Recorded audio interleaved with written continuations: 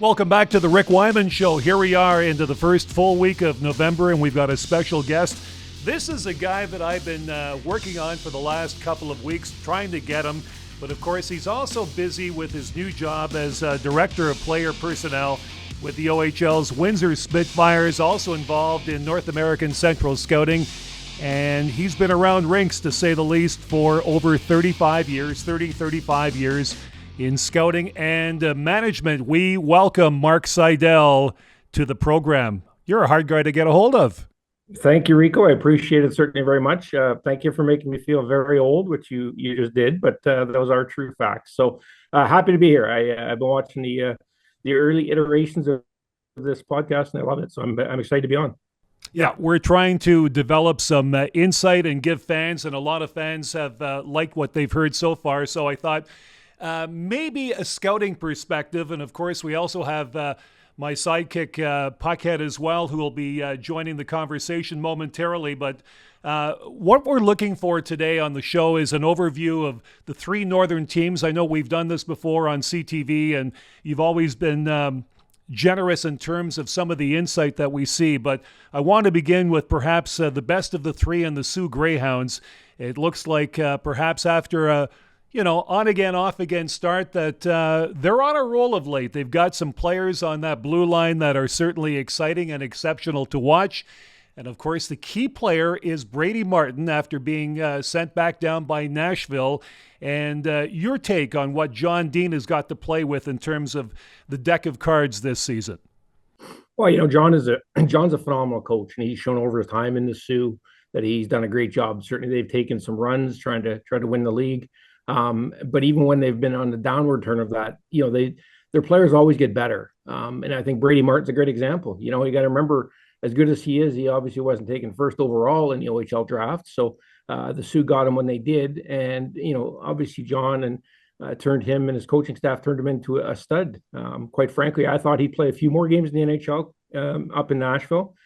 Played a couple games for Andrew Burnett and Derek McKenzie, of course, Sudbury guys. And they sent him back. But, I think John has done a great job over the years. And again, this year they're back on the sort of upward swing, and then getting Brady back helps. And they've got, Chase Reed, who's going to be a first-round NHL pick, maybe even a top 15 pick. So they've got some great talent there, and John does a great job behind the bench, and Kyle Raft has got some players. So it's a perfect combination for those guys. Okay, before we get to Puckhead, I got to jump in here. Chase Reed was taken 125th in the 7th round by the Greyhounds. This was a big swing and a miss from a lot of people. This guy skates beautifully, great puck handling, perception. He's going places in terms of his career. So why so low? Well, I got a couple interesting points in that. First of all, his draft was before the NCAA changes, obviously. So again, he was one of those American kids that we knew about. Anybody that says they knew he was going to be this good is lying to you, including I would never say that. I watched him. I liked him to a certain extent.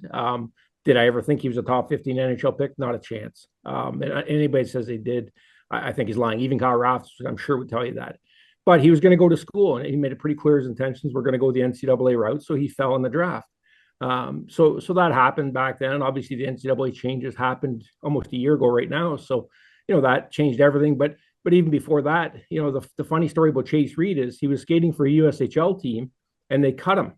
They didn't think he was good enough to play in that league and for their team, which to me boggles the mind and always proves that never think that people running teams are very smart, because for them to cut Chase Reed in the USHL is a ludicrous decision. He went down and jumped into the North American League, and Kyle convinced him to come up to the Sioux and play there, and the rest is history. But yeah, a guy who certainly continued to get better, but was better than a 7th round pick in terms of how he played in his draft year. But certainly nobody knew he'd be this good. Puckhead, meet Mark Seidel. Good to have you, and a little trivia fact for you. We're both from beautiful Espanola, Ontario. You see, Puckhead, that's the thing. Espanola, God's country right there. I know you're a good guy. I'm not sure who you are. I like your content, but Espanola, you got to be a good guy. Well, I hope so, and we're happy to have you. I'm going to talk about the North Bay Battalion. I've noticed with the battalion, they tend to like big physical players. Can you comment on that? Yeah, I think that goes back. Ryan Houlihan is a disciple of Stan Butler, and Stan always believed that, you have to be big and strong, especially in your back end. You can go back through the years of all of Stan's career. He's always had a big defense core. And also up front, you can think of guys like Justin Brazo that went in there as a 14th round pick and became the superstar. Stan believed in that. And then Ryan obviously learned from Stan. Ryan played for him and then coached under him. And they've continued that philosophy. And this also goes back, if you think to the LA Kings when they won their cups, big is good in the playoffs. It's a long grind, and North Bay believes in that. They draft that way. They clearly know what they want to build their team with, and they go that way, and it's been pretty effective for them. They've had very few off years. I mean, conference finals for a couple of years, then they might have a bit of a short downturn. And we all know that the OHL, just like the other leagues, are cyclical. So they seem to invest very heavily in the draft in North Bay, but the turnaround is rather quick compared to other teams. How do they manage to do that? And you see some teams like London never seems to have a bad year. Kitchener's fairly consistent, but in North Bay's case, the investment in scouting has certainly paid off. And of course, you would know more about that. Yeah, no, Adam Dennis has done a great job, and sort of he's I wouldn't say stepped aside, but John Winstanley, a former Sudbury Wolf, has jumped in there as a GM and done a great job as well. Like you say, they've drafted well, but you mentioned London, Kitchener, but the rest of the teams, or most of the other teams in the OHL, have that cyclical nature. And the best part about North Bay, and I give the ownership, Scott Abbott right on down, they understand when to go for it and they understand when to sell. And I use last year as an example. Last year, they had the top scoring line in all of the OHL, right, with those three kids. They could have easily tried to add a couple pieces and say, hey, we might be able to win a round or two. But they said, you know what, we're not good enough to win this year. There's 3 or 4 teams in the East that are very, very good. So we're going to sell. And they sold the top scoring line in the OHL, ultimately to Barrie, and got a whole bunch of assets. And now this year they're ready to jump back up in and compete for the division championship, maybe the conference. And next year they're loaded again. So you have to know kind of the old Kenny Rogers of Gambler. You got to know when to hold them and know when to fold them. And, in North Bay, they do a great job. They say, hey, we're not good enough. We're going to sell off, even though we could probably win around maybe. But we're going to sell off and try to win a championship. And they've done a phenomenal job of that. And like you say, they've drafted really well. Puckhead, I guess you've got a question or two about the Sudbury Wolves. Do indeed. Mark, you watch the Sudbury Wolves. You're very interested in that team. You're a local guy. How would you characterize the Sudbury Wolves drafting style? Well, listen, they're having a struggle right now, and it's easy to kick somebody when they're down, and I'm not going to do that. I grew up, as you mentioned, in Espanola. I grew up watching the Sudbury Wolves. They were obviously my favorite team as a kid. So they're struggling obviously right now, and I don't know about necessarily. We talk about a philosophy with North Bay of what they want to do. They know going into the draft, we want to be a certain type of team. We want to be big on the back end. We want to be big up front. We want to be powerful. Sudbury doesn't, I don't think, necessarily have kind of a model of that. They sort of go about it and try to find the best player. They've had some struggles. They've had some hits. I mean, David Goyette was a great pick when they took him. Nathan Villeneuve has turned out to be a very good player. Now he's a top 5 pick. He should be, but I don't know if they necessarily have that same kind of philosophy. And listen, that's not the exception. A lot of teams in this league don't necessarily do it the way North Bay does it. And I think it's a flaw of teams not doing it that way. But I think they've struggled at times. They haven't been able to hit on some of their mid-round picks, which I think are the difference between good drafts and great drafts. And it's cost them. And, this isn't the NHL. You can't buy free agents. Even with the NCAA change, you have to draft well. And if you don't draft well, it's going to catch up to you. And if you don't sell when you should sell and you don't draft well, it becomes a tough situation. And, I feel awful for those people. Scott Barney is a very good friend of mine, but, they're in a bad stretch right now, but hopefully they get it turned around. Okay, so how does that come into what you do with Windsor, Director of Player Personnel? You've got a half-decent team on the ice right now. How do you go about, in terms of challenges, maintaining that type of consistency? Because Windsor hockey fans are rabid hockey fans, and they like a winner. And the thing is, you've got a contender right now, at least in the early going. So how do you keep that going? Well, firstly, let me give credit to the people that deserve it. Bill Bowler and Frankie Vola. Frank's the new GM in Niagara. They built this team in Windsor. I really have had nothing to do with it. I joined them this summer. I handled kind of the European draft. We made one deal for a kid from Espanola, actually, Puckhead. We traded for Cole Dubowski, who was with us in Barrie, and we traded for him in Windsor. that I know very well, and he adds a lot of toughness. But I think what happens is, in my career, I've worked for a few teams, and I've learned over the years to talk about, not to go back to the North Bay model, but what I do is, and I did it this summer, is I sit down with my coaches and I say, okay, what kind of team do you want here? There's no sense me if you want to be a big, powerful team, it doesn't make sense. If you want to be a small skill, fast team like the Sioux traditionally have been, there's no sense getting a bunch of 6'5" guys who can't skate. So, I always sit down with the coaches and the GM and say, okay, how do you want to run this team? How do you want to build this team? What kind of player do you want? Obviously the draft and scouting is my passion. It's my vocation, and I've been doing it for a long, long time. And I truly believe you have to do well in the draft. And, over the years, certainly teams I've worked with and scouts and staffs I've run, we've had some good drafts, and, we've had some not great drafts. But traditionally, I think over the course of my career, the reason I've had success in Barrie, in Niagara before that, and Owen Sound before that, was because we've drafted really well. And I think it's just a matter of trying to figure it out. It's hard. These are 15-year-old kids, and you're trying to forecast what they're going to be like when they're 17 and 18. But, I think the key is to know what kind of player you want to draft, how you want your team to build and be run by it. But you also have to, you have to have good scouts who work for you. And I've been fortunate to have that. Puckhead, I know you're itching to ask Mark more. Yes, I am. I just want to pick up on your last point. When you look at a kid, how much of what you're looking at is talent, and how much of what you're looking at is projection? It's a great question. It really is, and it's funny because people just think that you go to the rink. The Big Nickel starts today in Sudbury. People think you go to the rink and you watch the game, and geez, I can pick out the three best players out on the ice. The guy that scored, has a hat trick. That's easy. The problem is there's so much more to it. It's not just his ability on the ice, which is obviously important, but you have to understand, and you have to dig into his background. You have to dig into his family. You have to dig into his schooling. You have to dig into, is he a good teammate, a bad teammate? I mean, there's so much that goes into it. And when a kid is going to play in the Ontario Hockey League, there's so many challenges, and it's so difficult at times. You have to make sure you get the whole package of a player. And that's the part that, I take a lot of pride in. I spend a lot of time on the road, a lot of time, not only watching games, but doing that investigative work. And I get my scouts to do it because you have to know the person, because, any player, it doesn't matter who they are. Connor McDavid is a good example. I mean, as phenomenal as he was when he came in the OHL, he had to get so much better to even become the star in the OHL that he was. And he had the intangibles off the ice, the work ethic, the family support, all that kind of stuff. So, I think it's a very difficult process, but it's not just the on ice stuff. You're trying to look at what this kid is going to be as a 17, 18-year-old. In Windsor this year, our first rounder played with us. Our second rounder is playing junior B for our junior B team.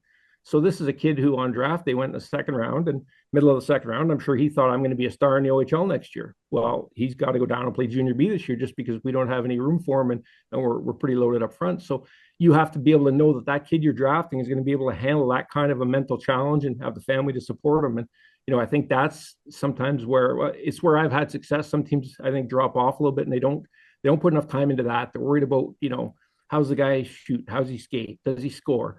Which is all important, but so is the intangibles and the character and the personality of the player as well.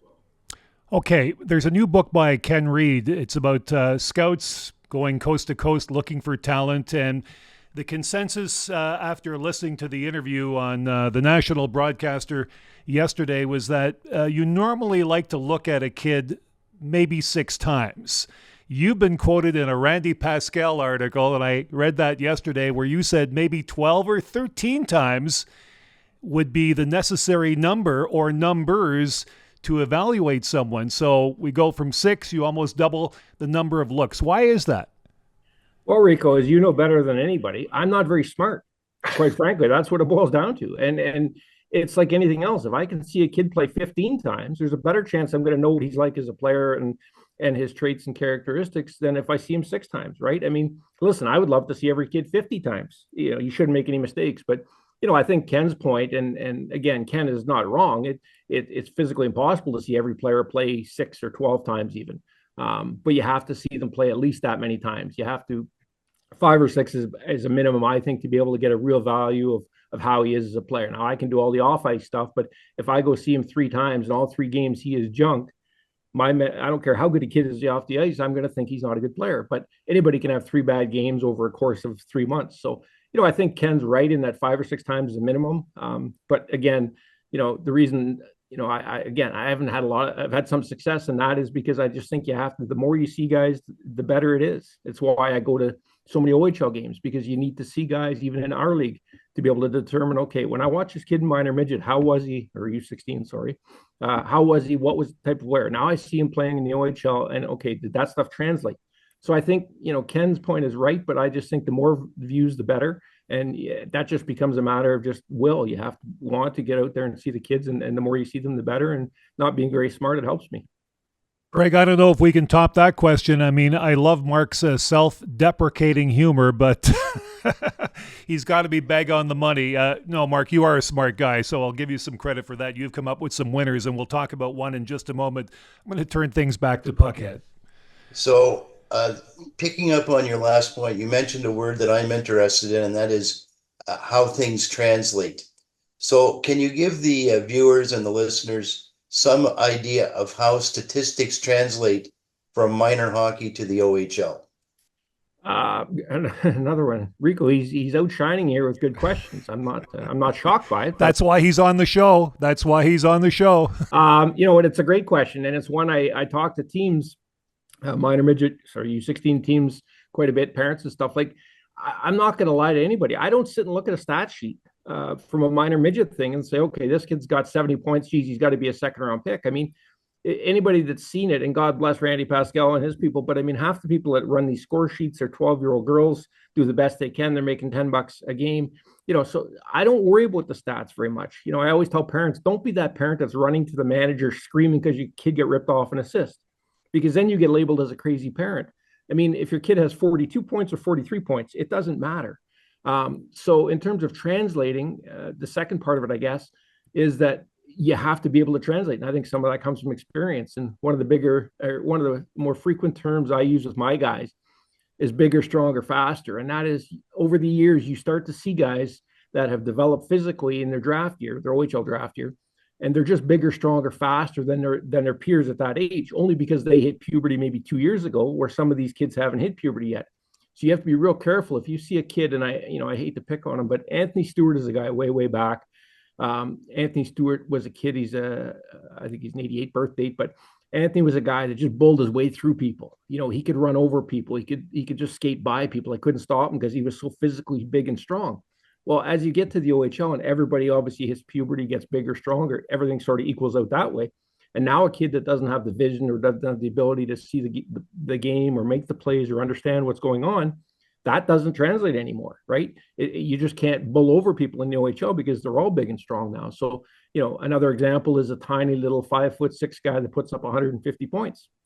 Everybody's like, geez, he should be a first rounder. Yeah, but go watch an OHL game. How many 5'6" guys are able to do that in the OHL? How many guys are able to get inside, get into the dirty areas to score? So it's a great point. People watch minor hockey and they're like, geez, this kid should be this and this because he's so dominant. But you have to understand, how does that translate to the OHL?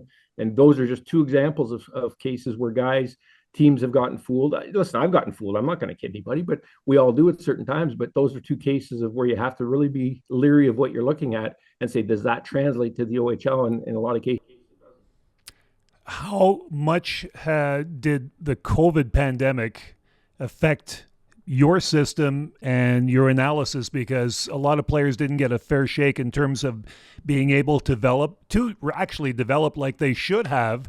So what came into play down the road? Are we still feeling some of the after effects as a result of the pandemic? I think we're getting away from it now. Certainly right after it, there were some effects, obviously. For me, I haven't been to Europe since before COVID. I think that's a good thing. I'm so sick of flying to Europe before COVID. I was there so often that I haven't been. So I take that personally as a good thing. The other thing COVID did for me was really introduce me and make me aware of video scouting. Right around the beginning of COVID, a lot of NHL teams have started to hire guys to just strictly do video scouting, watch guys on video, basically. And I used to mock them and shake my head and think, you can't scout a player by not being in the rink and watching them. So, but during COVID, you had no choice. You had to, right? So I sort of embraced it reluctantly. I'm not going to lie to you, but eventually I'm like, you know what, this is a great tool. You can use this. So COVID had an effect in that regard of scouting, as well as that allowed me personally to say, okay, video is a very useful tool here we can use to supplement with live views. So from a scouting standpoint, that's how COVID has been. But I think certainly we're now to the point where the kids that are in the draft now, they were very, very young during COVID or relatively young, I guess. So I don't think I'll be honest, I haven't thought about it a lot in the last year or 18 months probably, but I don't think there's a huge effect on it really from the COVID times. There certainly was a few years ago though. Puckhead. Yeah, one more question that I want to ask, Mark. As you know, there was a young player by the name of Ryland Gould who was at Michigan State and left his WHL team. Now he's back in the WHL. How often are we going to see these situations where players leave the CHL, go to the NCAA, and come back to the CHL?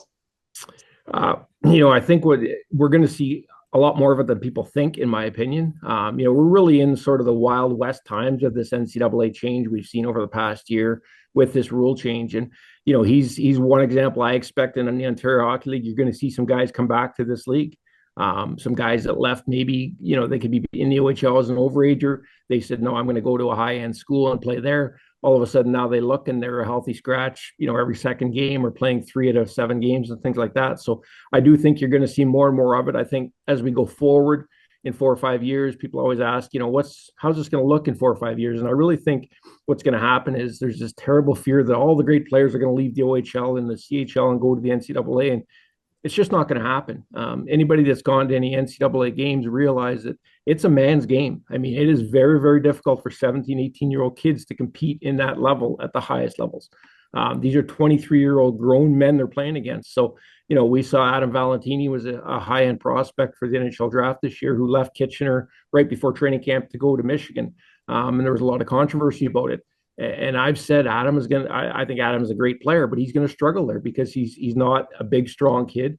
He's a 17-year-old kid trying to make his way in the in the NCAA on one of the best programs in the country. And, I looked the other night, he was on the 4th line, which is probably where he fits in terms of his ability to contribute. I don't think he foresaw that when he went there. So I'm not saying Adam's coming back. He has put up some points there, but you're going to see some guys that were sort of promised the world.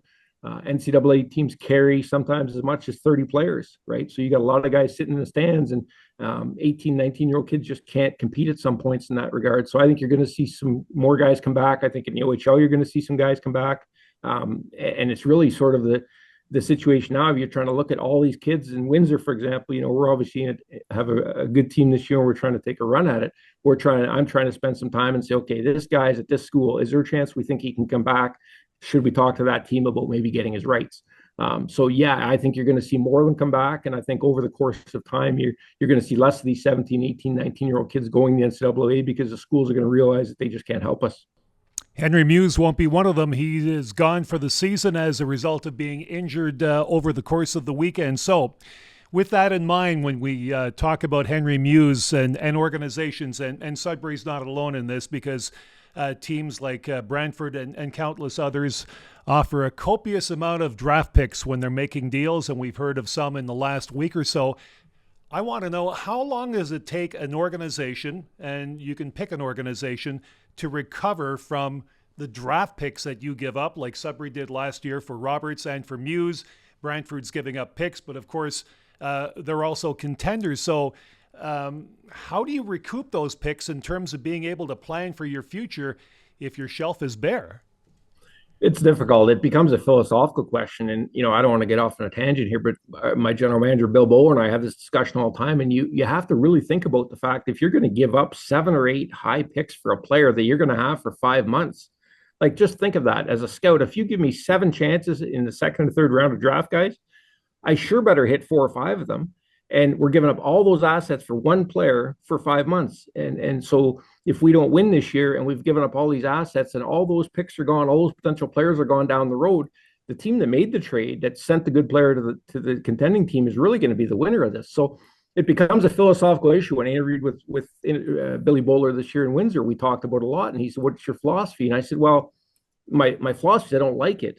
But unfortunately, you sometimes have to. Like in Windsor, we just saw what Brantford gave up for Danford and Sandu from Oshawa. And I'm not going to lie, when I saw the deal, I was like, you have to be kidding me here. Come on. I mean, forget the picks they gave up. They gave up some great young players as well. So that sort of sets the bar now, right? So anytime we talk to another team about a trade, they go, well, Oshawa got this and this and this and this and this, and we're like, well, yeah, but that doesn't we can't do that. So I think it's very difficult. It's hard to do now. The theory being that you can now take a kid and next year you can sell and get 6 picks for the guy, so you can kind of it's almost like a revolving door in some ways. But I think it's a philosophical question teams have to really take a hard look at. And you look at what Sudbury did. I mean, not trading Musty last year, trading for Muse and for Roberts.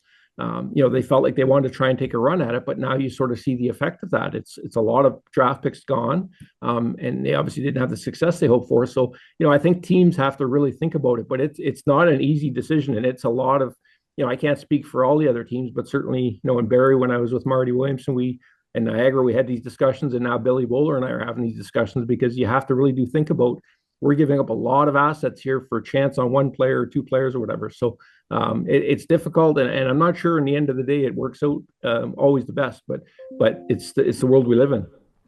I've got to say that you are a smart guy. You were right about Quinton Byfield in terms of his ability going to the NHL, because you said, Rico, give him 3 to 5 years, and then we'll talk about the number 1 pick and Quinton Byfield going to the Kings. And right now his play is certainly rising above, not the unexpected level, but everything that we were sold in Sudbury in terms of a junior, he's developed very, very well. So you were bang on in terms of that assessment. I got to give you credit for that. Even a broken clock is right twice a day, Rico. I could counter that by saying Alex Lafreniere has not turned out to be the player that I thought he would. But, Byfield's a great example for fans in that everybody in today's society, they want everything right now. And, I always said, and a lot of guys, but you have to wait and see sometimes. Again, we talk about how young they are when you draft in the OHL. These are 17-year-old, 18-year-old kids we draft into the NHL, and everybody expects them to come in and put up 100 points. It doesn't happen. And Quinton's a kid, obviously a big body, had a great career here in Sudbury. It takes a little bit of time to grow into his position, grow into his body, and you see what he's become. And it gets back to the question Puck had asked earlier about, forecasting. What do you see down the road for that kid? And, Lafreniere is a guy that, I foresaw great things for, and I still believe he can get there, and he's shown flashes of it. But you have to, everybody always looks at the NFL draft. Jesus, quarterback comes in and he's doing phenomenal things. Jaden Daniels, things like that in Washington. Well, those are 22-year-old men that have played in the NCAA for 2 or 3 years. So it's a lot different than drafting 17, 18-year-old kids for the NHL. So, I think you have to forecast and be patient and think 4 or 5 years down the road, how are they going to be? Mark, on that note, we'd love to have you back. We've got to get into our Blue Jays post-mortem here shortly as we take a break here on the Rick Wyman Show, brought to you by Sorta Local. Thanks so much for doing this. Mark Seidel, of course, Director of Player Personnel with the Windsor Spitfires, and his involvement with North American Central Scouting. We certainly appreciate your insight. Great to have you on the show, and look forward to seeing you once again. Well, listen, as I said, I'm a fan. I've seen the first few versions of the podcast. I really enjoyed it. I'm honored to be on. I enjoy, as you know, talking hockey. One piece of advice: let Puckhead ask more questions. Rico, you do more listening. This thing will have a lot of success. There you go. That's as managers have said before in baseball. Sometimes you're better off just shutting your mouth and let the players play. That's what it's all about. Mark, thank you so much for this. Thanks, guys. Be good. Thanks, Mark. Okay. We'll take a break and be back in just a moment. Welcome back to the Rick Wyman Show. That Mark Seidel, of course, you got to love him. And you know what, Puckhead? He's right. You ask great questions. I'm just the talking head right now. But again, we've got to get into the Toronto Blue Jays as we start our post-mortem for the next couple of minutes.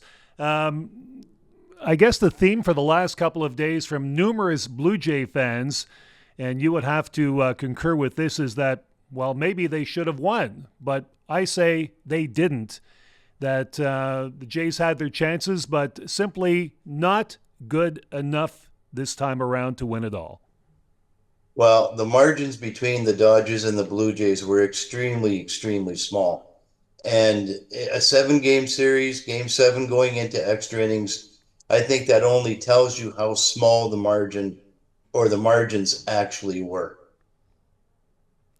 Well, I think that this 7-game series is going to be such a teachable moment, because every move that Schneider made over the course of the series will be examined and re-examined, and some of the moves that the players, whether it be good, bad, or indifferent, will be a teaching tool for this team.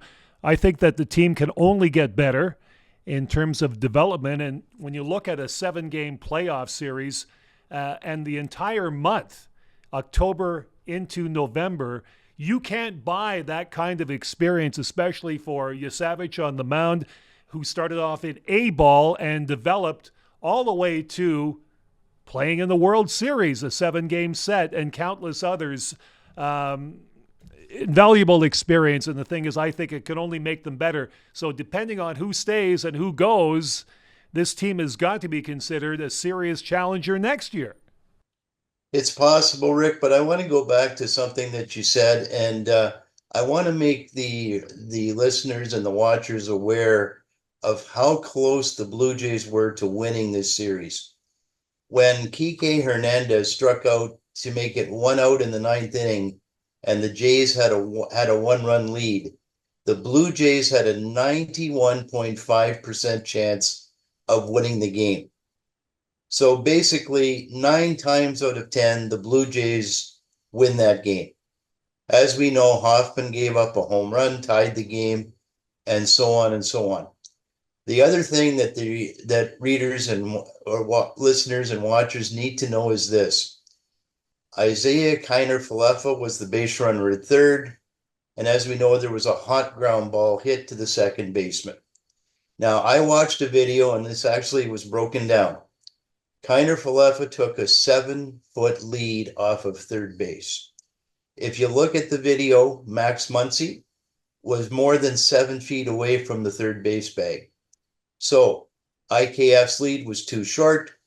And as any baseball person knows, when a player takes a lead, they also take a secondary lead. They bounce off the base. Kiner-Falefa was flat-footed. He didn't get a good secondary lead. And he got thrown out at the plate by fractions. And what happened there, believe it or not, Rick, is that the Blue Jays became risk averse at the worst time.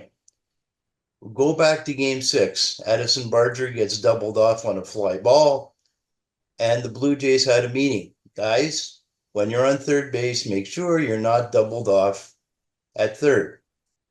Kiner-Falefa internalizes the message. He takes a short lead. He takes a more normal lead. Guess what? We're not talking about the Blue Jays losing in 7 games. We're talking about the Blue Jays winning in 7 games. Just some things to be aware of. But this starts with the manager and the third base coach as well. I mean, the guys go through this systematically right from spring training, and they'll be doing that mid-February. I mean, you've got to know what to do in certain situations. I mean, they've got to be talking about this in the dugout, in the office before the game, if we come to a certain point. And the thing is, there's got to be that direct communication too, because I played ball. A lot of people have played ball as well. There's got to be that direction from either your first or your third base coach, and that comes from the manager. It's all part of the teaching process. So, short lead, third base coach has got to tell him, get off the bag. Let's get a lead that could conceivably lead to a deciding run. So where's the communication? Something broke down there. Yes, it did. It's very unfortunate. Kiner-Falefa, by the way, is a very good base runner, and he's got good speed. So it's not a situation where you have a player like Alejandro Kirk, who is extremely slow. IKF is a good base runner, good speed, good sprint speed. So yes, I think there was a communication breakdown. I just think that the Jays became risk averse at the absolute worst time. So many areas, of course, the insertion of the baseball into the tarp in the outfield at a specific angle to cause a 2-run double as opposed to perhaps extra runs as well certainly came into play. Interesting series. I know a lot of people are saying it's one for the ages, what have you, but I still look at it as a learning experience, and the Jays have got to get over this and start looking at what they're going to do. So The Beebs is coming back next season. He's had that 1-year extension. The big question remains to be addressed right now. Will Bo Bichette be in the Blue Jays lineup starting day? That's our show for this week. I'd like to take this opportunity to thank Mark Seidel, the Director of Player Personnel for the Windsor Spitfires. Of course, he's also involved with North American Central Scouting, Puckhead as usual, and of course, the Blue Jays Insight will continue over the course of the next few months as people just break down the great dissertation as to what went wrong. We're back with more on the Rick Wyman Show coming up, and we'll also talk about the Silver Stick Hockey Tournament, which starts next week. Peter Micheludi will drop by to fill us in. Until next week, have yourself a great week.